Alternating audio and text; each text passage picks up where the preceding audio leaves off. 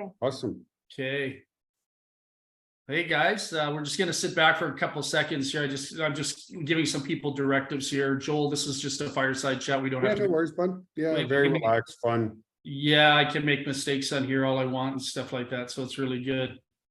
So hey man, thanks for taking the time to come in. I just wanted to show you something here before we get started. I have to do some reps before we. It's fireside for sure. It's You're looking fireside buffer for by the sure. second, dude. Holy cow. Yeah, I'll tell you, the chicks call me the 10-pound daddy from Cincinnati. Well, you know, the Masters Olympia was this weekend. If you would have entered, you would have won, Val, for sure. I doubt it, Joel. I doubt it. No, not this guy, but I would have probably got A for effort anyhow. I don't know. Absolutely. A plus. I give There you you A go. plus for sure. Yeah, well, hey man, thanks for taking the time to pop in here. Hey guys, for all of you in the Facebook group out there, and for the few that we allowed into the group tonight, thank you for taking the time out of your schedules to be here. I want to rock it out with somebody I'm developing a really powerful relationship with. As a matter of fact, we'll probably be collaborating on a few different things over the next several months. We've got some great ideas for the industry to enhance, make better, various different things. Joel's got a few projects on the go that he's working right now. And we'll talk to him a little bit about why he chose to become a company owner. This will be really interesting. So you're going to get a different perspective tonight from what you're used to. Usually you bring a distributor in here, or somebody that usually is a spokesperson for a company, but now you got a company owner in here that's been in the game for some time. But before we get into all the really cool stuff about the marketing side of things, Joel's career, why you got started, one of the things I wanted to talk to Joel about tonight, for you all, this is going to be fun. It's going to be exciting. I'm going to take you back to the year was 2003. And there was a young gentleman by the name of Russell Brunson who just made his way onto the internet, brand new on the internet. And I had a company called Mentors in Motion going. We did that for 6 years and did extremely well in that. And Russell happened to be one of my students. So Russell often tells people that I was his first experience online coming to the game. But you know what? It gets better than that, because although Russell had the opportunity to make some great money in Mentors in Motion back when the internet and social media wasn't even around the way it is today, it wasn't magnified the way it is today. It was all about fax blasting and bulk emailing and throwing a website out there. And I was teaching the Dead Sea Scrolls to marketing back then. But times shifted, things changed, social media came about, and all of a sudden, somewhere down the line, I'll let Joel tell the story. I don't know how it all came about, but Russell eventually made it from me to a few other gigs in his learning curve and developing, to where he is today with his own financial empire and his training empire on the internet. But, I wasn't the only one that was a part of that. Joel Therien was the part of that too, in a really big way. And I remember it was really fascinating on the internet because I'd always see this freaking banner going around. This guy was giving away a Ferrari. Like this was absolutely insane. Like, and it was the same thing with one of the health and nutritional companies. I won't mention the name of it, but I think you all know they were doing BMWs and car leases and all kinds of interesting things in order to manipulate the circumstances and the outcome in their business. And God bless them. They did really well, actually, because it was the Canadians. So, by the way, Joel's a Canadian, if you don't know that. That's why I feel really comfortable with them. But anyhow, so the Canadians put that company on the map. They're rocking it out, people making over $100,000 a month. But the motivating factor for a lot of people getting involved in that was $14,000 in volume to qualify for a BMW. And I know my wife and I qualified in our first 6 days for 2 BMWs. We were doing house parties here in my house and using my house, and I have a Ferrari too, a Testarossa convertible that we were using as a prop to get people to come out and say, "Oh wow, like this is great, yeah, sign up." Right? They didn't give a rat's ass about anything other than materialistic things. They're living the life. So Joel was actually doing the same thing too, and he can tell you a little bit about his story, how he got started from beautiful Ottawa, Canada, as a young fella, and what his mom really wanted him to do. But I don't want him to do that right now. I want to talk about the Russell Brunson story. Talk about that, Joel, with this whole Ferrari gig. What happened? So you went out and bought a Ferrari. How did this all work? What happened, man? Yeah, about a year before giving it away, it was as a young kid, it's like, hey, if I ever had a Ferrari, I know I made it, right? You know what I mean? And at the same time, I was turning 39 and I hit midlife crisis a little bit early. I'm 51 now. And said, if I can afford it, I'm just going to go and buy one. And definitely bought one, but I also said to myself, I am not going to be the type of guy that just sits there and stares at it inside my garage. I'm going to drive the snot out of that car. So I put probably in the year that I had it a little more than a year, maybe a year and a half.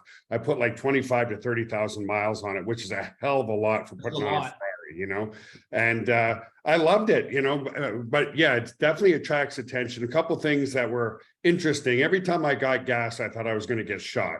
Like people would come into your personal bubble invasion, like, 6 inches from you, like, nice car, dude. What do you do for a living? Certainly got me a lot of business over time, but I felt like I was going to get a gun in my side every time I was pumping gas or something like that. And I think the ones who loved it the most were my kids, because they were just babies. So they wanted to get a ride into the Ferrari up until elementary school. My son would get out and he'd stretch and make sure everybody's looking at him and stuff like that. And but nevertheless, because I did drive it a lot, they are the most, as you know, they're most amazing car when they're running well. But yeah, they're finicky. They're race cars. They're race cars. And so over that time frame, even though there was a warranty, I realized it was very much a limited warranty. So over the year and a half, I probably dumped like $35,000 to $40,000 in there. Just a clutch change was $7,000. Yeah. So, and the most part was again, I'm not knocking a Ferrari. They're phenomenal cars, but if I was going to use it as a day-to-day or almost a day-to-day car, it just wasn't quite reliable enough. I was going to an event with Ryan Dice in Austin, so I thought I'll drive the Ferrari up there, and it broke down halfway down. So luckily I work out, but I'm pushing this Ferrari on the side of the road. And I don't even think I had American Automobile insurance at the time or anything like that. So anyway, I ended up getting a tow truck. And then, so I decided when we launched Pure Leverage, the second month of Pure Leverage, I was going to give the Ferrari away. And it was very close between Mac Mills and Russell. But nevertheless, Russell won the Ferrari. And then I had to giggle because we were doing our event for Pure Leverage in Vegas at the time. And I said, listen, I'll have the car shipped to Vegas. We'll do the reveal in Vegas, and I'll give it away to you. And so that's what we did. But when I was handing over the keys to Russell, I said, oh, how are you getting it back to Boise, Idaho? He goes, oh, I'm going to drive it there. And I'm like, oh boy, that's not a long distance car. You know what I mean? So in the back of my mind, I'm like, I sure as hell hope it doesn't break down from here to Boise, Idaho, from Vegas. So that's how it got started. And luckily he did make it to Boise, as far as I know. If he broke down, he never told me, maybe out of shame, but I think the car made it there. And I think a year later, he ended up giving away in a contest for ClickFunnels when he first launched ClickFunnels. And I think it was Jeff Walker that won it at that time. So now I don't know where it is, but I'm a little bit famous for the guy who gave a Ferrari away to Russell. Yeah, no, I got to tell you something, man. That was absolutely genius. And for those of you that are watching on, whether you're in YouTube or whether you're in the Facebook group or the few of you that popped in here, I mean, that's marketing in itself right there. So what Joel's basically telling you all to do in order to generate leads and create more businesses for you all to go out and get a Ferrari and sell it so you can have more signups this month. Hey, Joel?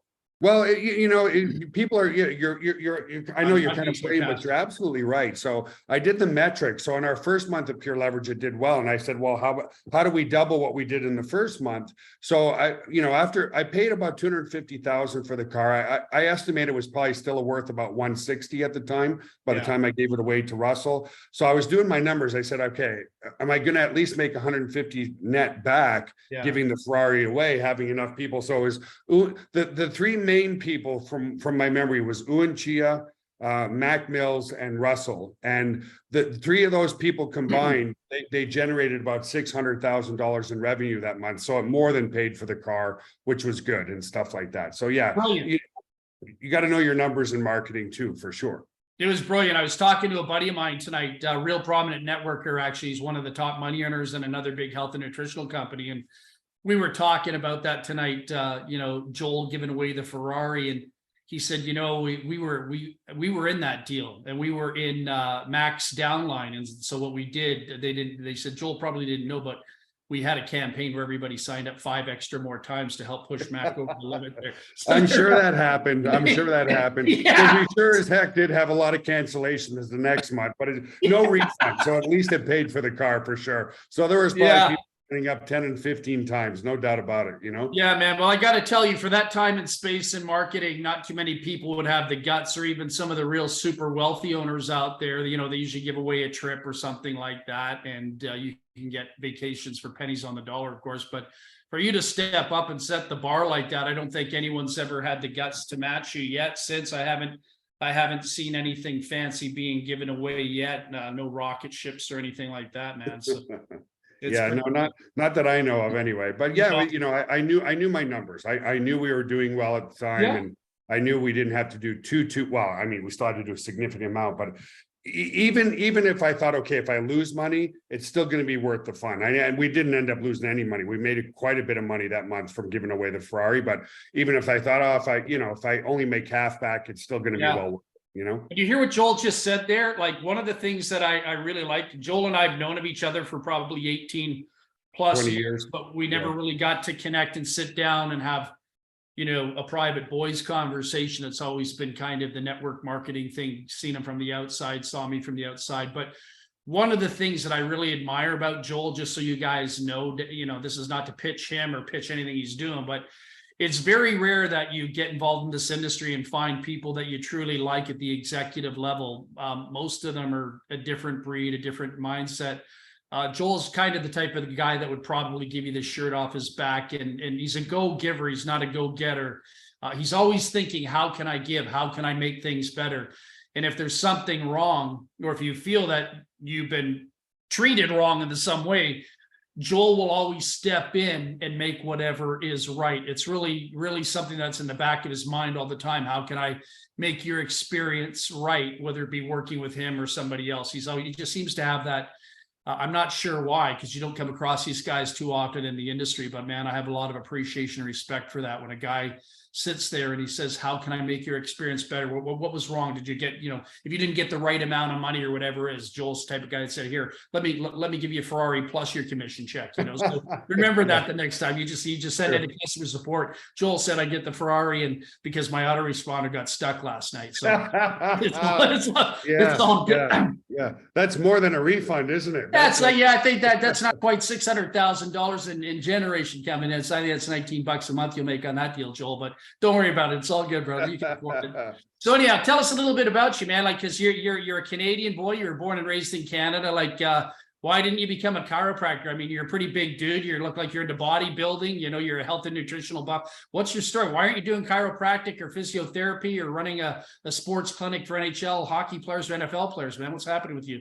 Honestly, no leverage, right? I was a personal trainer growing up. I did a lot of so I started training when I was 11 years old. I was on the beach in Atlantic City, New Jersey at the time, and I saw this buff guy, and no gay or anything, but I was like, everybody's looking at this dude, and I was looking at him too, and I'm like, whatever he's got, I want that attention. Like, I loved it. And so I went home and I picked up my first weight set when I was 11, and never gave it up. And then a few years in, it started to get boring. So I'm like, well, maybe I should compete or do something, because it's getting a little boring. And that was the first time that, because one of the other reasons I started training too is I had very low self-esteem as a kid. I was very, very skinny. Not to go too far back, but when I was born, I was born at 6 months rather than 9 months. So I was only 1 pound, 6 ounces at birth. So I was a really tiny, little underdeveloped kid growing up and stuff like that. So I started training thinking that would fix my mind, and it didn't. Maybe I'll share what did fix my mind. But anyway, started training. And then one of the things that was really helped my confidence is I went to do my first show when I was 16. And I was backstage, and I had my first girlfriend in the audience, and my parents are in the audience, and a bunch of friends. And I'm looking at all these guys in their early 20s pumping up. And my training partner at the time, I started to go scared shitless. I hope it's okay to talk like a Canadian or whatever. And I'm like, I lost. I'm dead last. And the tears are flowing from my face, because I'm like, I'm going to embarrass myself in front of my mom, my dad. Long story short, I ended up winning the overalls of that show. Which was here. I thought I was going to be dead last, and my training partner's like, dude, you got this.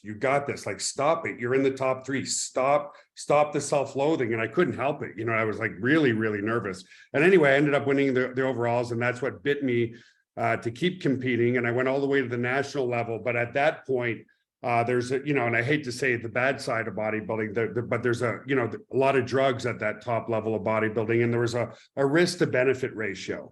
I knew I was never going to be a top 10 Olympian like a Ronnie Coleman or anything. That I had good genetics, but I didn't have great genetics. So I thought, if I start doing all these anabolics and stuff, if I could be number one and make a few $1 million doing it, then I thought the risk might be worth the reward. But I'm like, well, one other defining moment, I don't know if you know this name, but I ended up training with Lee Priest, who was a top pro at the time. I went down to Venice Beach and trained with him. And in the old days, they had the magazines and they would put guys with Porsches in the magazines and all this kind of stuff. And so I thought all the top pros are extremely wealthy and stuff like that. And, Lee Priest was in the top 10 of the Olympia all the time. So a very, very good bodybuilder. And I was shocked to discover that he was living in a bachelor apartment because that's all he could afford.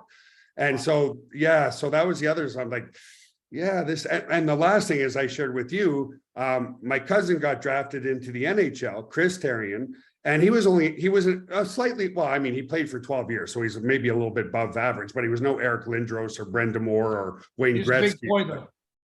I think it was the mailman that made him, because nobody else is 6'5" in my family. But that was the other defining moment. His first year in the NHL, he got a $700,000 contract. Wow. And then by his third year, he was making $3.6 million in the NHL. And here I am as this loathing bodybuilder, if I'm lucky, making $30,000 a year. And he was only 4 months older than me. So that was a mind shift in my head. I was like, something's got to change, man. I don't want to be a personal trainer or a broke bodybuilder or all that kind of stuff.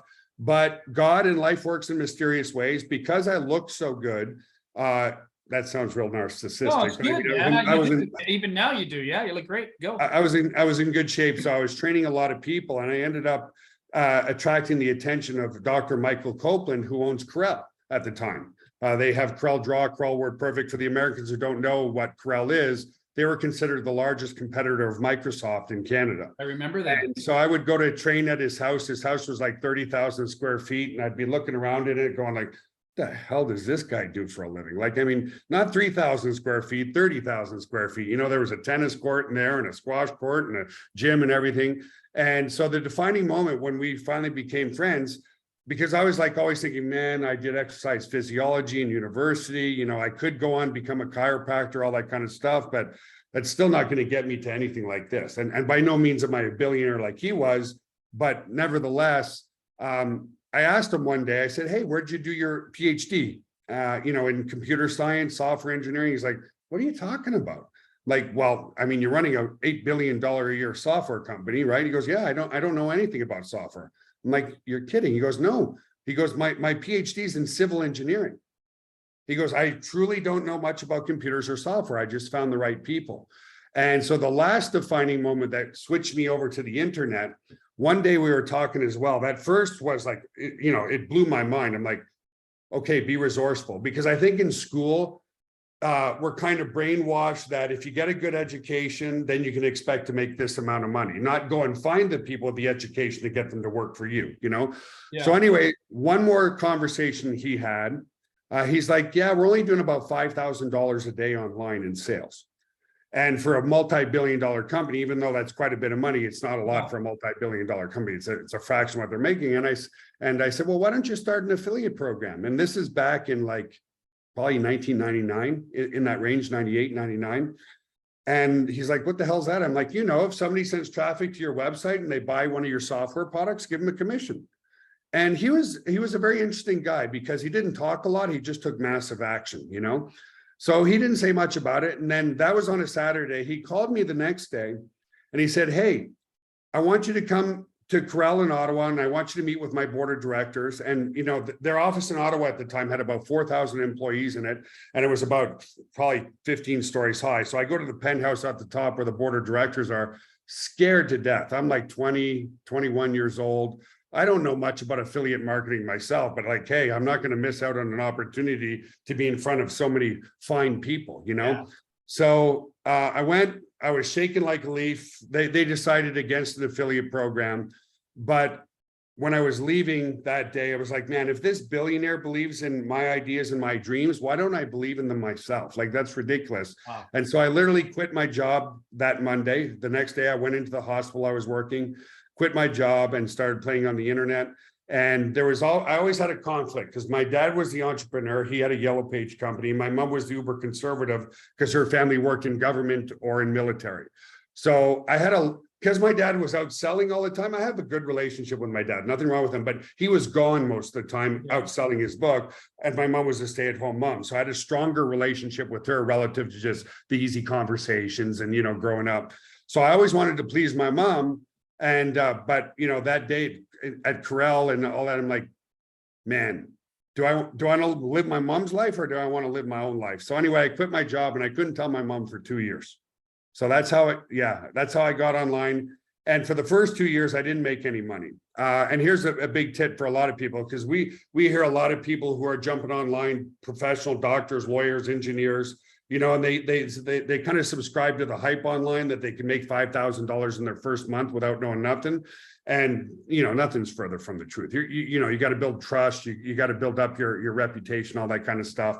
And so I have your backup plan, folks. Like, don't lose your job today and figure out that you're going to make $5,000 by the end of this month if you got mortgage and family and all that kind of stuff. Have your backup plan. So luckily, and I'll be very transparent here, because I was a bigger guy, my backup plan was a doorman. But at the same time, I was finishing my last year of college at the time.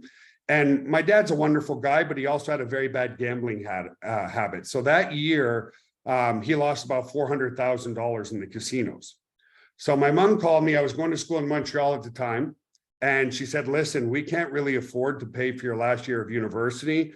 And I was like, oh, what happened? Like, they really kept it from me. And she's like, listen, your dad did some foolish things, lost a hell of a lot of money.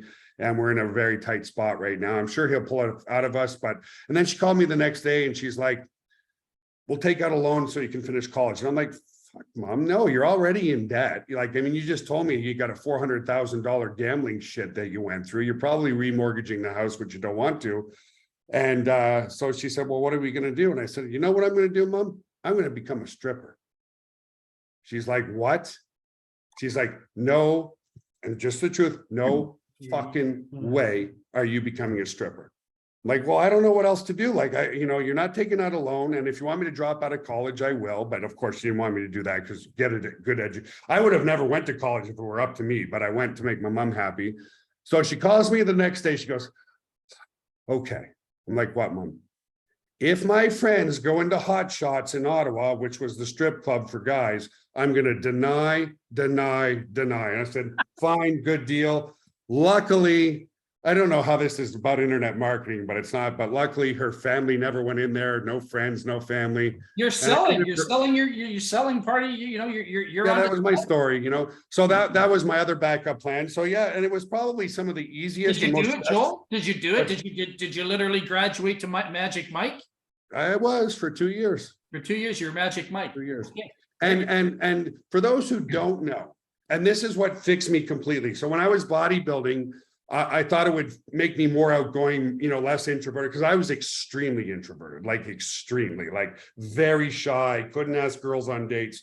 So, might as well share everything with people. So you're stripping. You don't know how to ask a girl on a date, but yet you're stripping. That was the aha moment, literally the aha moment. So for those who don't know, in Canada, here they don't go totally nude. In Canada, they go totally nude. So It's Friday night, I'm up on stage, totally nude, and there's like 400 girls screaming at me. And I'm like, gee, and I remember thinking to myself, another moment, if you can do this, you can do anything. Like, come on, Joel, if you can do this, you can do anything. And it was just another aha moment. And so I certainly never regretted it. One, because it was kind of fun. Two, I knew it was never going to be my career. It was to get me out of a tight spot. And three, I didn't do any of the nasty stuff that goes along with it. I didn't pick up a bunch of women or do any drugs or, I was too much into my body at the time. But it changed my life because it made me more, even still today, I'm more of an introvert extrovert. And what I mean by that, when I first meet somebody, I'm a little standoffish, a little shy, but within a few minutes, I tend to open up. And I never regretted it because it made me a much better salesperson. Because after that, when I finally finished college, I actually never finished. I never got my degree. I kind of missed out on a couple of elective credits and then started doing the whole internet thing. And then at the time when I finally decided I couldn't strip anymore, and the only reason I couldn't strip anymore is because I'm a very transparent person. And with your regulars in a strip club, you have to put on the dream. Oh, baby, if I didn't have a girlfriend, I'd be with you. And I hated that. I hated lying to anybody in any way, shape, or form. So I quit. But because I had already come out of my comfort zone, I became a door-to-door salesman for my father. And so at that time, I said he had probably about 3,000 clients who were advertising in his Yellow Pages. And I said, Dad, your Yellow Pages are going to be declining over the next decade. So let's transition from a conventional advertising agency to an internet advertising agency, and let's start doing web hosting and web design for people. So I became a door-to-door salesman at the time, and it went really, really well. Over about a 5-month period, I sold in my local area, I sold about 500 people web hosting, and I was charging $25 a month. So I was very happy with that because it was like $12,500 a month coming in. My expenses were a couple of servers at the time that I was co-locating elsewhere, and it went really well. But even then, I was like, man, there's still no leverage. Like, if I'm not selling, I'm not making money. And that kind of bothered me. And that's when I went back to the affiliate marketing side of things and said, there's got to be a better way to sell our hosting and our design and everything else that we're doing versus me going door to door every single day. And that's how I got back, because my first stint at network marketing, I was 18 with a company called Creations.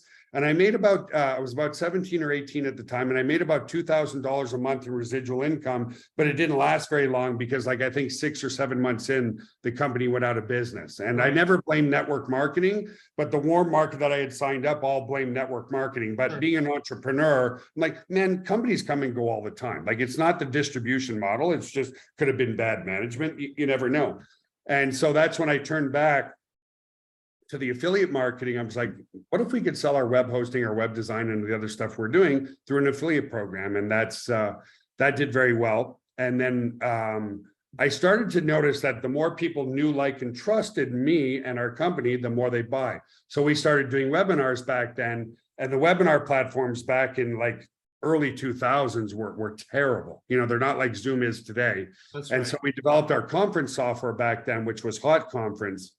And it went really, really well, but so well that we ended up eating up all the fiber optics in Gatineau, Quebec. And that's what prompted us to move our company to San Antonio. Explain what that means. So explain what that means, eating up all the fiber optics in Gatineau, Quebec. What does that mean?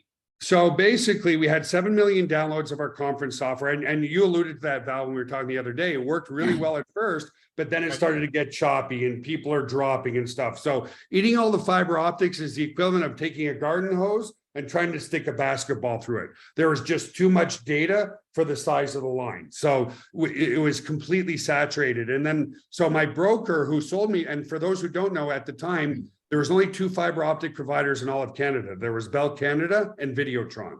And so there was really a monopoly on fiber optics, right? So they said to us, listen, we can double your fiber, but nobody else in the city needs it. So we have to put some of that infrastructure cost onto you. And they quoted me like $250,000.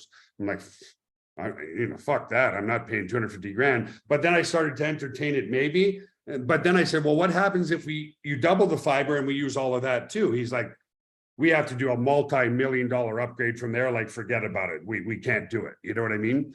So that was, that weekend came around and I was obviously stressed. It's like, and I was still very young. I was maybe 30 at the time, 31 at the time. That's a pretty big project to take on for a young guy though, man. I got to tell you, you were hitting her heavy and hard. Yeah, it was very stressful. Like, I couldn't sleep. So one Sunday night, I'm watching Flip This House on A&E, and it was Armando Montalongo doing Flip This House at the time. And it was a really funny episode. And so I went to bed and I still couldn't sleep because I'm just stressed about my company. Like, what the hell do? I don't want to sell the company, but at the same time, our conference software is going to the shits. Like, we're getting 100 cancellations a day, So I went and I found his website, and he was trying to sell a home study course on how to flip homes online. And, we all know what ClickFunnels and funnels are today, but nobody knew what funnels were back then. And so I sent him an email, and I was really good at email marketing already. So I put in the subject line, dude, your website sucks, bad. I put that in the subject line, and I sent an email to Armando knowing that he's going to read that because it's a pretty offensive subject line. Like I wanted him to open the email. And then in the email, I said, listen, no disrespect. I said, I can see you're trying to sell a home study course online, and your website is quite beautiful, but for the sales process, I can absolutely guarantee you've never sold even one copy of your course. And so that was Sunday night. He calls me the next day at my office, and his first words were out of his mouth, "You're right." I'm like, "Excuse me?" He goes, "You're right. I haven't sold anything." So I knew I had his attention. I said, "Listen." And at the time, they were getting something like 10 million viewers a week watching Flip This House. I don't know if anybody on the call would ever remember it, but it was a very, very popular show at the time. So I said, "Listen, you obviously Googled my name. You found out a little about me, but for me to be serious, on my dime, I want to sell your home study course. But before I even make you a proposal, let me fly down to San Antonio, because that's where he was, and we'll talk about it." And on TV, he's made out to be the biggest SOB on the planet, like a real prick. People love to hate to watch him. Like they just, they get all riled up because he was treating his beautiful bride like shit and all that kind of stuff.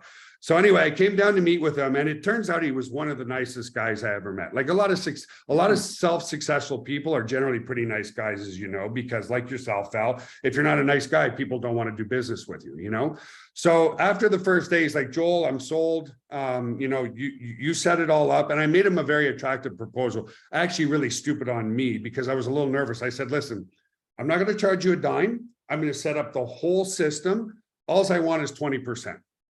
And he's like, "No brainer. I get to keep 80%. And in retrospect, I should have said 50-50. But anyway, got them all set up. And I knew I couldn't sell my stuff at the time. So after day one, we're like, and I had booked like 3 days there. Well, 2.5 days, but like, let's say 3 days. But after the first day, he's like, "I'm sold, you're sold. Like, let's just go have some fun." So he took me around the area, and I said, "Listen, I'm thinking of moving my company." I knew I had to move my company somewhere, but I didn't know where. And I knew Rackspace was here, and many large data centers were here in the area. So I said, "Well, why don't you just take me on a tour where some commercial locations are and stuff like that? And I'm thinking of maybe moving my company here." So we found one location, which is the location we're in now, and it was reasonably priced. But what I did is I went back, I went, as soon as I got home, I called AT&T and I called Verizon in the United States. And I said, "I want a quote to get fiber optics to this building, this address in San Antonio." A couple of days later, they came back to me and they were offering me 10 times the amount of fiber for 1/10 of the price than I was paying in Canada. Crazy. And I was like, whoa, like really? So I called Bell Canada and I said, "Hey, can you at least match this pricing if we double the fiber optics?" They're like, "We're not even interested. Like, don't talk to us." Like, "No, we're not interested." So that was then. And then, so for about a year, while we decided to transition to San Antonio, I sold his home study course. And I made about 200 grand out of the deal, but he made about 1.2 million out of the deal. And I was like, "Fuck, I should have asked for 50%. And he looked at me and he's laughing. He goes, "Yeah, you should have. Yeah, you should have. I would have still said yes at 50%. And I'm like, "Well, all right. Next deal we do, Armando, I'm taking 60%. We haven't done much else together since. We've done a few things and stuff." So anyway, when I got home, I told Mike, who you met, another fellow Canadian, we grew up together. I said, "Dude, I really think, we're in a bit of trouble with this fiber optics and stuff. I really think a good location to go is San Antonio." And my wife at the time and stuff like that, everybody's like, "Joel, stop being so starstruck." Like, he said, "No, it has nothing to do with Armando, but we have to do something." We all agree that. So I came in September. And then I said, "Okay, why don't we, both families, anybody who wants to move to San Antonio with me, my staff back there, why don't we go there on March break on my dime, and you guys decide if you like the area." So we flew here in March. And everybody loved it. And being decent at sales, I could tell that everybody had a smile on their face. And, the weather down here in March is really perfect, whereas in Canada, it's cold, and I don't like the cold. It's like a cool 65 to 70 around that time, perfect weather. And I could tell that everybody was loving it. So I said, "You know what, I'm going to play a little trick on everybody." So the last day we're there, I said, let's sit down and have breakfast together. And we're sitting there. I said, "You guys, you know what, guys, I'm not feeling it. I think this is a mistake. We're not moving to Texas. Like, I'm not feeling." They're like, "What, dude? Like, come on, man. It's fucking gorgeous here. Like, come on, let's do this." Anyway, long story short, that same year, June 14th of 2007, we moved to Texas, and then we opened our data center here in late 2008. So it took us a year and a half to do the build out of our data center. And yeah, that's the baction, I guess, of how That's I got crazy. That's crazy because, you know, anyone that's listening to this, if you see the pattern that's going on here, Joel is taking action. He's always initiating something. He's not waiting for something to happen. You know, he's phoning Bell Canada, like, you know, a major multi-billion-dollar corporation.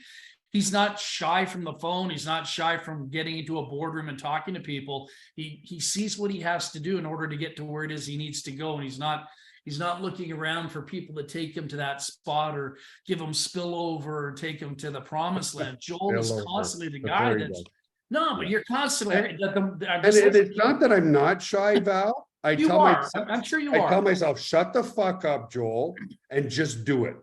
Yeah. Like truly, you know what I mean? Because there's certain things we don't want to do when we procrastinate. And things like I've told you, it's like, you know, in negative situations, I hate it. I hate firing people, but you have to step up to the plate. You got to come out of your comfort zone and do certain things. So what helped me a lot, it was scary moving to Texas, but what helped me a lot, knowing that we were going to save about $30,000 a month in fiber optic costs moving here. So that made it, you know, saving 400 grand a year right off the get-go made it a little bit of an easier decision to come, you know? It's just, yeah, it's just really an amazing thing though. You know, and I often say, because I feel connected to you that way, because a lot of people don't realize I suffer from anxiety attacks. They just don't see it, or I could have an anxiety attack on a conference call. Not here, I'm okay here tonight, but if I'm on a conference call, 400 people, I can literally go quiet for about 6 seconds. And I just have to breathe because it feels like I got punched in the stomach and I'm just kind of like regrouping. And I'm going through a lot of stuff in my head and I fight through it because I know I got to get to the other side. And if people just realize that, you know, that fight you have to go through, instead of being lazy or shy or introverted, even though I'm a shy introverted person too, you would never know that as well either. But that it's the fight, man, the fight just to get to that other side. And once you get to that other side, just go like, wow, I want to do it again. You know, you get a rush out of it. Like I put myself through hell. I went through, you know, spiritual warfare in my mind, and you just lose. Because even if you take action and it doesn't work out, it's still a learning experience. It is. It's amazing. So, I don't think any action I've taken, I've actually ultimately regretted. You know, I mean, yes, some things turned out to be big winners. Other things didn't work so well, and call them a failure, if you will. But it was still a learning experience of what not to do. You know, so I think a lot of people get frozen in fear, and that fear can be due to lack of success. That fear can be that because of success. You never know. And I just learned at a very young age that just to tell myself to shut up and just do it, like, you know, and just do it. Yeah. Yeah, absolutely. And, you know, because of taking action, I met some of the most amazing people in my life over the years, you know, just putting myself out there. Like, I don't like to go to internet marketing events. I don't like speaking on stages, but I do it anyway, because I know it helps me grow no matter what, you know? No, that's brilliant. I love it. To just do it. That's what I've been telling people, even in Mentors in Motion. I'd say, do not set goals, you know, absolute commands, just do it. If you say you're going to do 10 reps, don't say my goal is to do 10 reps, right? Just do it. Walk up to the machine and do it. Hey, where are you right now? Are you in your house, or are you at the office? No, I'm at my house right now. Okay, because if you're at your office, I was going to get you to stand up and just show people what you have in your office. You got a freaking Gold's Gym in the office. It's absolutely insane. I freaked when I saw Joel's video. He did this video. So he's on a Zoom call, you know, promoting his company. I'm not going to name the name of his company. That doesn't matter. But he's on the Zoom call. Then all of a sudden he says, here, guys, I'm going to take you for a tour. And then he gets up out of the chair and he starts walking around. You see these, you know, I thought he was living in Prince's house for a little while because I was singing the song Purple Rain, Purple Rain. Yeah. You guys need to see doves flying around in the room and, you know, stuff like that, you know. But then he got up and he's walking around. Then he goes through this whole process of Fort Knox and the high tech and the air conditioning and circulation and all this stuff for his servers, because he hosts a lot of data on his servers. Then all of a sudden he comes out of the Fort Knox room with all these, you know, codes you have to get. It was right out of like Mission Impossible, a Tom Cruise movie. And then Joel comes out of there and he says, here, take a look at this. And, you know, turns the camera around, and there's he's married again. He went through a very nasty experience. And I don't mind telling you that because I've been married. No, and I'm an open. Joel's transparent. I went through 3 marriages. I'm on my 3rd, but the other 2 are very painful. Guys seem to get, I don't know if it's true or not, but guys really seem to take these things hard. But we don't need to talk about that. Maybe, you know, women seem to not take it as bad as guys. In my personal experience, I can't say that's true all around, but guys always seem to get we have a harder time picking up and getting back into the game, you know. Yeah. But anyhow, so Joel's got a beautiful wife right now, is also a fitness model and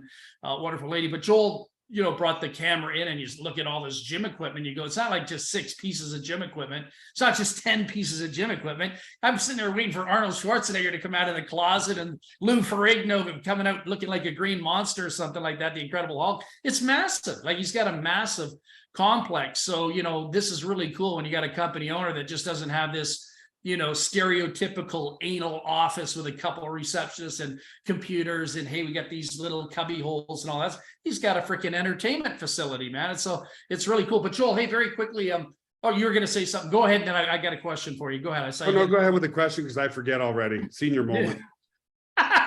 Anyhow, I was going to say, so you seem to be pretty attracted to being more of a company owner, because you got your hands in a few pieces of the pie out there. You seem to be more attracted to being a company owner than just being, you know, one of those guys that says, hey, I think I'm going to go out there and be a distributor for a company. So what do you like about that? What do you like about being the guy that is, you know, the guy that controls the vessel?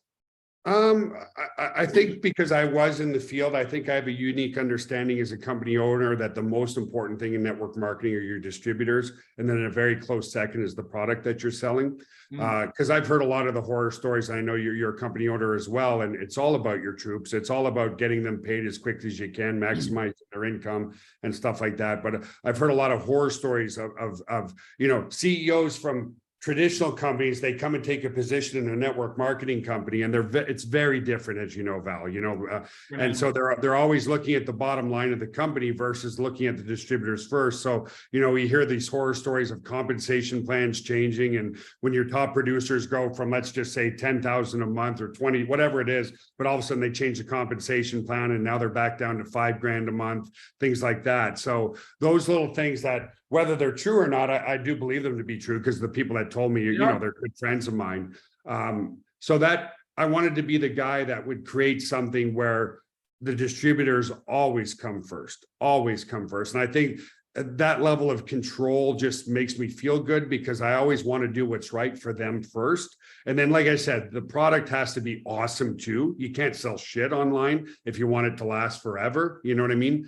But, you know, that unique ability to always do what's right for the distributor first is why I like owning a company. Now, there's a lot of stuff relative to being a company owner that I don't like. We can talk about that. We don't have to talk about that, but I think that's the driving force. Is I always want to do what's right for the distributor in the field. That's pretty cool. It's funny you talked about, you know, SHIT products out there in the industry, ship products out there in the industry.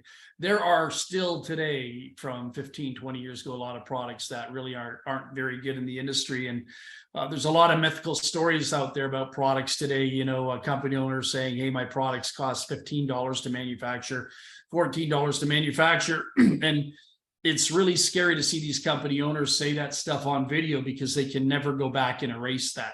Yeah, and you know, Joel, you've manufactured, you've had products manufactured for you, but it's the deception in the industry again. That's, you know, the worst thing is when a company owner says, hey, you know what, I can, you know, I can manufacture these products for $10, $15, $16. And the crappy thing is, when you got a guy like me, or maybe a guy like you, I know a lot of the manufacturers in the industry, and I can tell you the products are being manufactured for $1.35. Or $4.85. You know what I mean? And the packaging is probably the biggest cost when you really understand it. And it's like my buddy Pete, your labeling is cost more than the ingredients in the product itself. Exactly, right. So it's all mythical in network marketing industry, people. And this is one of the sad things for me when I see intelligent network marketers that have been in the game for 30 years and have walked on stage. And I look at them and I just shake my head, because I can smile at them, but in my eyes, I'm just saying you're a deceptive liar. Yeah. Because I know for a fact that and my buddy Pete and I were talking today that these manufacturing companies, all they do is they say, what color do you want? Do you want red? Do you want it blue? Do you want it to look purple? Do you want it to look pink? What dyes do you want in there? You know, on top of the ingredients, of course. And you know, and I remember one company owner off the record told me he's got this product, and the main ingredient in his product was Hoodia. You know what Hoodia is, right? Sure, yeah. It's a suppressant. And I'd say, well, hoodie is illegal in Canada. And he says, don't worry about it. He says, it doesn't matter. We're still getting it through Canada kind of under the radar right now. But he says it's just a little flick. There's not enough in there to do anything anyhow. We just needed to put just a little sprinkle on that product just so we could, tell people that it literally had hoodie on the label, and stuff like that pisses me like right off, right? Because people are paying like $89-$99 for a product. In that product costs, actually his product cost him 8 cents, and he was selling for $39.95. Yeah. So you get all the time. It happens all the time, man. It definitely happens all the time. So what's your perspective of the industry right now? We're sitting here in 2023, we're going into 2024. What's your perspective on the industry, man? Like what's the future? Physical products, digital products? Which way are we going? We do have some physical products, but I've been in the digital space for a long time. What I've found recently, just before, just as COVID came around and stuff like that, a lot of traditional network marketers, and what I mean by that is people that are traditionally used to physical product. 10, 12 years ago, if I tried to sell a digital product to a conventional network marketer, they just didn't get it at all. You know what I mean? So I think there's been a transition where services are becoming more important. I know Eric Worre spoke about that a bit as well. Digital services are important. And if you look at some of the companies that made a lot of people millionaires, like long distance companies and stuff, of course, long distance died because of the internet.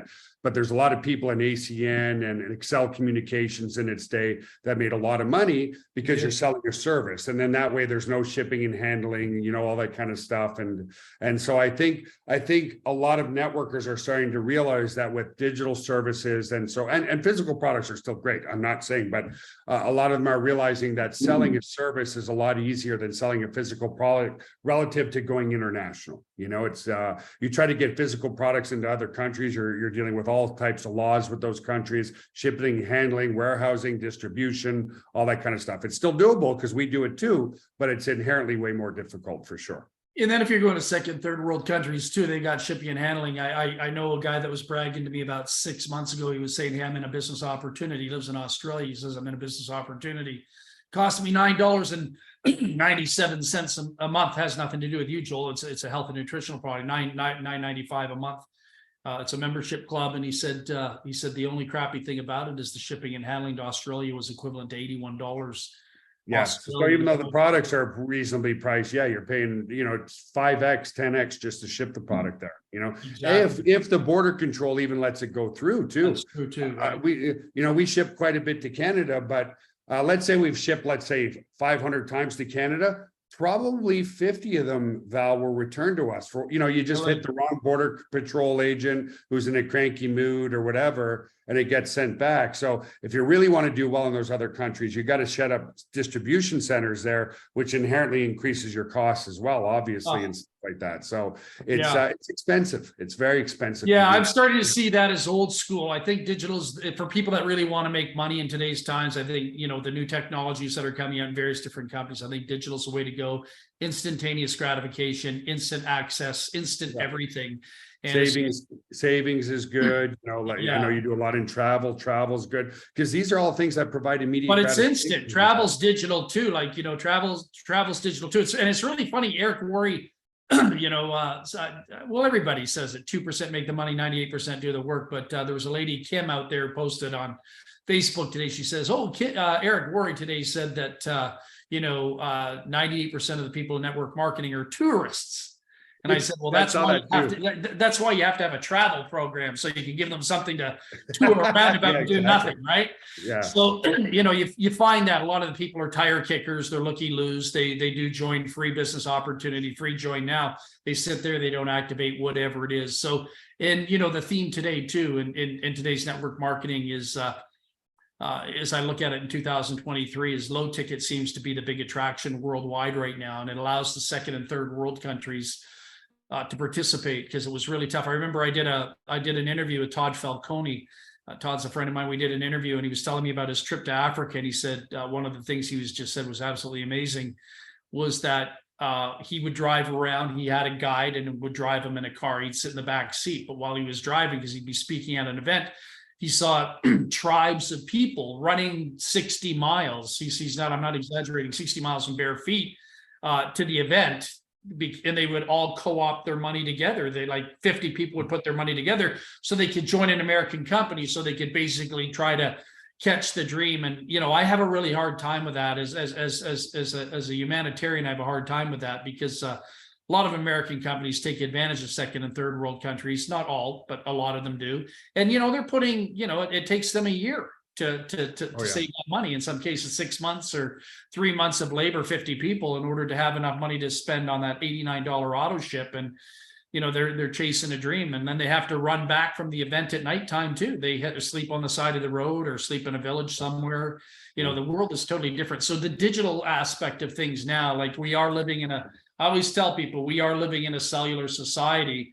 And even like the Filipino people that I know and people in Africa, they're not doing laptops anymore. They're not doing desktops anymore. They're all living on the cell phones. So, living in a cellular society is the way to communicate, and it's the way of building a business online.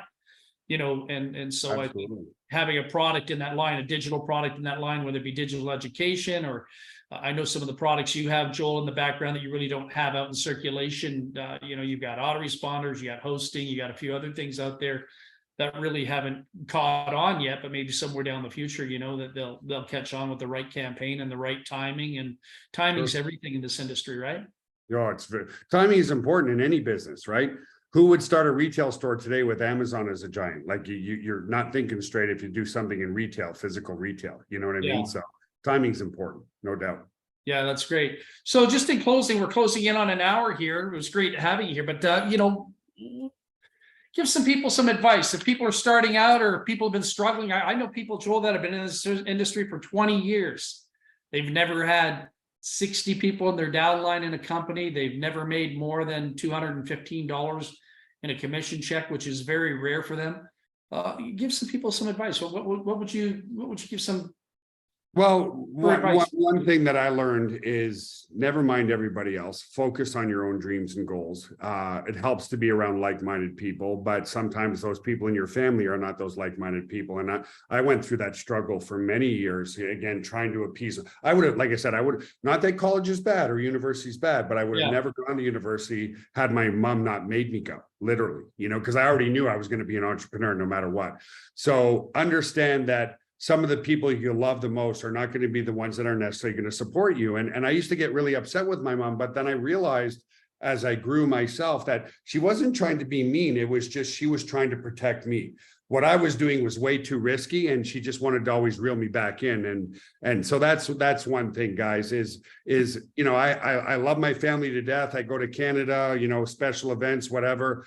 If they ask me how my business is going, I might say it's going well, but I never, ever, ever talk about my business with my immediate family. Why? Because I know they're not the right prospects. I know they know what I do for a living, but they're not interested, and that's okay. So that's number one is if somebody's interested, they're going to show their interest. So use attraction marketing, put a lot of good content out there on social media, make yourself available a lot, make sure people come to know, like, and trust you. And the number one thing mistake that I see people make is it's okay to post your opportunity on social media, but don't let it run your social media. Like if you go to my fan page or my personal, yes, I talk here and there about my company, but if every post was about my company, then I just look like an arrogant, narcissistic idiot who's trying to push everybody to join my company. And that's not the purpose of social media. So I would say for every 7 or 8 posts that I do, or whether it's a night out with my wife or the kids or whatever, or just general stuff,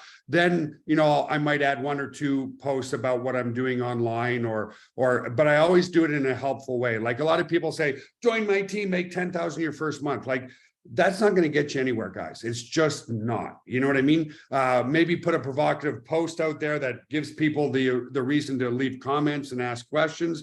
But, I see a lot of people just posting, join my team today, and I'll do this, this, and this. And they keep doing it and getting the same result, which is a big fat 0. You know what I mean? So the other thing I would say too, guys, if you're involved in a company, learn enough about technology so that you make yourself unique. And one of the first things, because you want to generate your own list. So one of the first things I did in network marketing when I was first starting my company, I was creating a lot of training material that I would give away for free, which generated a lead magnet, but also made me very unique, relative to other people out there. So guys, just being on this webinar right now can make you an expert just on the information you've learned from Val and I to go and create a little ebook. Don't spend weeks and months on it. Spend 2 to 3 days on it. It can be a 7 to 8 page book. Put a page up and tell people, hey, if you join me, don't even mention your company at the time, guys. Brand you first. Don't talk about your Melaleuca or your Amway or Mary Kay. Talk about you, because that's what people are interested in on social media. They don't care about Melaleuca or what other company you're promoting. What they care about is you first. So talk about you and let them know how you're able to help them. Russell Brunson calls it, he does what he calls Seinfeld emails, which are emails about nothing, which is really good. Do posts that are about nothing. And that's how you're going to eventually attract the right people into your business. Because if it's the same post or join my team, you look like a desperate idiot, to be honest with you. And then that's how you end up in the NFL, no friends left club. So focus on building your list, guys, and focus on attraction marketing with good content, and don't be so impatient. If you do because we see you do, I posted this yesterday and I only got 3 likes and nobody joined my company, so it doesn't really work, so I might as well just cancel my account. Guys, it's marry me marketing, right? If I went to Tracy and I said, hey, Tracy, marry me, she's going to say, you pervert, you're already married. But that's the equivalent of what people do online, right? Yeah. You gotta build a relationship with people. If you're in a bar and I see a really hot girl and I'm single and I go up to her and I say, will you marry me? I'm probably going to get slapped in the face. Like, I'm going to get a big fat 0. That's the equivalent of putting your stuff out there, join my team, make 10,000 your first month. What do? Can I buy you a drink first? Okay, great. We had a bit of a conversation. Well, can I get your phone number? And that's the other thing too, guys, is as you start to cultivate relationships with people, make sure you do what you're going to do, because the same thing can happen, right? So I meet a hot girl at a bar and I say, I'm going to call her on Tuesday. Well, if I don't call until Thursday, what does that do? It's dropped the trust a little bit. So if you say you're going to be sending an email to your list on Tuesday, make sure you send it on Tuesday. If you say you're mailing 3 times a week, make sure you mail 3 times a week, because that generates more and more and more trust. And in your emails, tell your story, and always don't ask them to join your company. Use a little bit of fear of missing out, because that's the number 1 reason people take action. We've all been there. High school, you're dating this one girl and you're like, nah, I think I like her. And then she dumps you. And then you're like, oh my God, I want her back. I want her back. I got to have her back now. Like, what am I missing out on?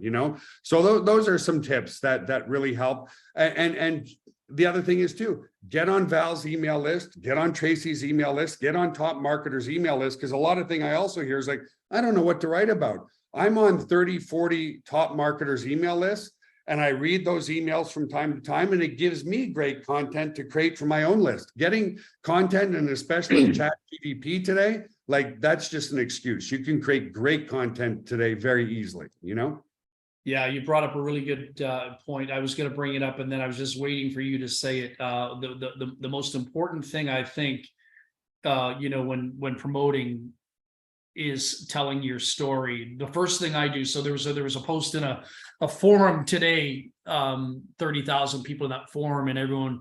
I'm watching all the answers, and the guy was asking, "What do you lead first with, your compensation plan or your product?" So I'm watching about 200 people debating compensation plan and product, and I came in there and blew everyone out of the water by saying my story. Yep. That's the most powerful thing you can do with somebody, is tell your story. And Joel came in here tonight and he told his story, and I didn't realize he was the original Magic Mike. He wasn't in the movie, but he was the original. I didn't know anything about that. So I mean, this is really interesting to hear a story, because now people, I've interviewed Ray Higdon and Diane Hockman and Angel Lee and all kinds of interesting people along the way. So that's my dog, Teddy. And the interesting thing about all of that was, when you're actually interviewing somebody, how much data I just took in tonight from just interviewing Joel. I know more about him than he does about me. And absolutely. I did that with Ray. Ray Higdon knows nothing about me. He doesn't know where I live. He doesn't even remember my name. And I know more about him than he'll ever know about me in this lifetime. And that's the beautiful thing about asking questions in marketing. Instead of just flooding your links out there on your page, like some people say, here, take this link or take this webinar and throw it out there. Yeah. You know, in my school of thought, and I'm picking up on Joel's school of thought, that's the worst thing you can do.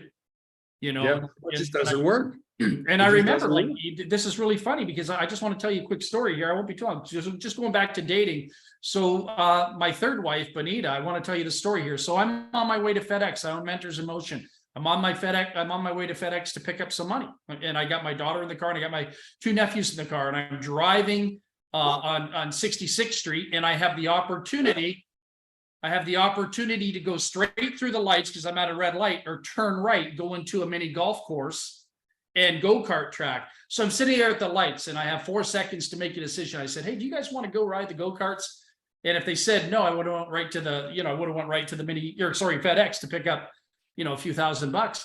And so I turned right, went in there and put the kids on the mini golf course, and I played mini golf with them. And it's 5 holes up, there's this very beautiful, very attractive girl. I look like crap because I was cutting the grass and I was doing landscaping and stuff. And she keeps staring at me, and I'm going like, there's something seriously wrong here. And there's no way this isn't going to happen, right? And she kept, I won't tell you the details, but anyhow, so she sent her son over to walk past me so she could walk by. And she walked by and she just locked the eyes on direct contact. And I thought maybe I looked like, maybe you're Magic Mike and you don't want to tell. But I thought I was the Elephant Man and stuff like that, right? And so anyhow, they finished 5 holes ahead of us, the mini golf, right? And this is all to do with what Joel's saying. This is marketing. So anyhow, she's wandering around. She puts her son on these bumper boats. Their son's 8 years old, puts him on these bumper boat things. You bounce off the thing, and I'm walking and we're down in the lineup for the go-karts. And I look back, and there she is looking around the corner at me like this. And I'm going, no, I haven't had this experience before. This is just like really too weird, right? So I said to my kids, my daughter and my nephews, they were there. They were like my kids too. I said, hold on, I got to go see a friend of mine. I see a friend of mine here. I didn't even know who she was. I lied. I said, I got to go see a friend of mine. I wanted to confront her. I wanted to see why she was stalking me with her eyes. And so I went up to her and I said, hi, I noticed, you're staring at me all the time. It's like your son's on a bumper boat. You're not even watching him. You're more focused on me than your kid drowning in a pool. I said, so, what's going on here? And she goes, oh, hi, how are you? She said, I just thought I'd say hi to you. I was hoping that we would come and meet and cross paths. And we got talking a little bit, and we got into, I don't know how we did. We got into a very spiritual conversation really quick. And then I said, did you want your son to go on the go-karts? I said, I'll pay. So anyhow, they all went on the go-karts together, and Benita and I were talking and leaning against the fence. And, I'm still kind of flipped out, like this hot, beautiful woman is sitting here, like, aren't you married? Like, somebody that looks like you're not married. And, are you cheating on your husband or something? Your kids here and all. She was a single mom and everything. And it was kind of serendipitous because she was supposed to be going to a place called Sylvan Lake here in Alberta, but she somehow made it to that go-kart track because she lived, north side in St. Albert, and I lived in the southwest. But yeah, to make a long story short, I just said to her, I didn't ask her for her phone number, but I said, hey, you know what? This has been a wonderful conversation. I'm going to give you my phone number. I said, if you decide you wish to continue this conversation, or if you want to pursue, dinner for 2 or something like that, feel free to give me a call. So that night, we're in Sobeys. We have a grocery store called Sobeys, and I'm taking coming through the cash register, and my phone's ringing while I'm going through the cash register that night. So she called me back pretty quick, and she said, hey, I just wanted to say hi. And, I just want you to know, I think we're 2 mature adults. I think we could have a wonderful conversation. And I said, and I just was blown away that she called me back. I didn't expect to ever hear from her ever again, to be truthfully honest with you. And anyhow, so we went out for dinner 2 nights later at a place called the Keg. Joel, I don't know if you've ever been to a I've been to the Keg, absolutely. So we they have one in Ottawa too. Yeah, so we went to the Keg, and we've been together ever since. From that night on, we've been together ever since. So I just wanted to share that with you because it's all a part of marketing. And Joel's right. There's a courtship that has to take place. I couldn't just say, hey, I'm this really perverted guy. You want to jump into bed with me the first night type of thing, and be a real scumbag, right? Yeah. You got to have class. You got to treat people with respect and appreciation. And Tracy and I, as business partners, we have that same thing. We got into a video chat. Her upline sucked, wasn't helping her. And she said, she wanted help. And So I said, well, here, let's get on Skype and do a video chat. So we just talked. There wasn't anything to do with money, or there was no hustle or grind attached to it. And this is what peeves me off about all these marketers out there running around, throwing their links around. Hey, join my company. Hey, join my company. Here's my link. And it's just like, you qualify them as, I qualify them as complete dickheads. You know, I really do, right? So, and they don't realize they're doing that to themselves. You know what I mean? Like, they're pushing everybody away. That's not magnetic marketing. You know what I mean? yeah, they're definitely repelling people from them. So, you know, I'm glad you spoke about that tonight, because usually, you know, as a company owner, most people don't talk about that, but you've been in the trenches. You are in the trenches as a company owner too. I think it's really important to get people on the right track. And, you know, it's so important as I sit here and just in closing, we're going to close this off here soon, but what I got from this call tonight is Joel is a man of action. He's not a man of talk. He's walking the talk, and he sees what he wants. And he doesn't really, I don't see that he sets it up as a goal. I see it as he will have it. And everything he seems to want, he will has. And that's what I do too. If I want something, I will have it. It's non-negotiable. And, you know, that is so important as a network marketer. A lot of people join business opportunities. They pay their money, they join, but they fail to launch. They're stuck. They don't launch, they join. So they become a spectator. And that's what Eric Worre was talking about by being a tourist. You can be a free tourist, or you can be a paid tourist, but you never want to be a tourist in business, because tourists don't make money. Tourists end up spending money at resorts. They pay for liquor, they pay for dinners, they pay for nightclubs, they pay for postcards, they pay for monkeys on their shoulder, or a bird taking a crap on their head with a big tail or something like that, right? Tourists are always dishing out money. But when you're a player in the game, you know, when you're on the field, you're making the money. And that's the difference between being a pro and being an amateur. Amateurs don't make money, professionals do. So, Joel, in closing, anything you want to say before we go, man?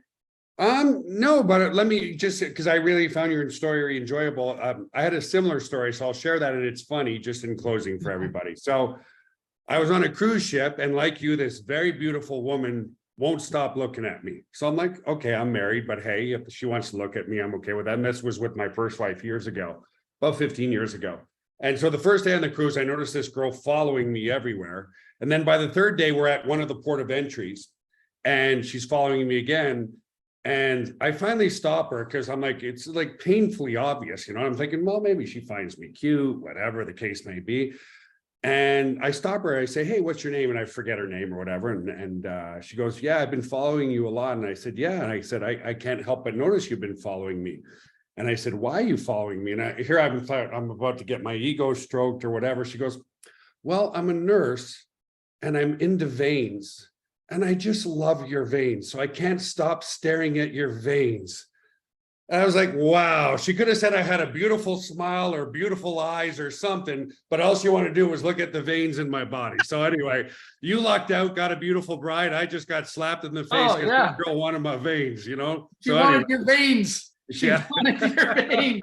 She wanted nothing to do with you, but she wanted. No, she just wanted to stare at my veins all day. So that's a true story. I couldn't believe it. Dude, human beings are so fascinating. I wonder how many people are real. Like, you know, I keep thinking there's aliens on the planet sometimes. You know, some of the stories I hear, and that there's just, that's off the charts. Well, hey, Joel, thank you so much for taking the time just to hang out and share some cool things. I bet you there's some people that have known you here for probably over 5, 6, 7, 8, 9 years that didn't know you're the original Magic Mike. That blows me away. My stage name was Jonathan, if everybody wants to know. You know, a lot of them had Spice and Laser and this and that. And I purposely chose Jonathan because all the girls would always say, well, no, what's your real name? I'm like, no, it's Jonathan, man. Like, that's my real name. Like, I didn't take a stage name. That was it wasn't Magic Mike, but it could have been, I guess. I don't know. But anyway. The next time you see Joel on a Zoom call, just call him Jonathan. There you go. There you go. There you go. Well, thanks. Actually, when I met my wife that I have now, because we met through my company, she was working for me in the Ukraine, but before working for me, I met her online and I told her my name was Jonathan, just in case she was psycho. But anyway, like it was only 6 years later. I think that's. She's like, why does everybody call you Joel? And I said, I got to sit you down and I got to tell you something. My name is not Jonathan. That was my stage name in stripping. My real name's Joel. She's like, yeah. Oh, you're a fucking idiot. Well, at least they're not calling you Johnny, because when you get off the plane in Thailand or and I've never been there, but I just all my buddies that have gone there, they say when you get off the plane in Thailand or the Philippines, they call you Johnny, come over here, Johnny. They call you. If I go there or India, they call me John Cena instead. So there you go. John Cena, that's good. Yeah. There you go, Hollywood movie star. You almost look like John Cena. I got to remember that too, actually. Yeah, there's a little bit of resemblance there.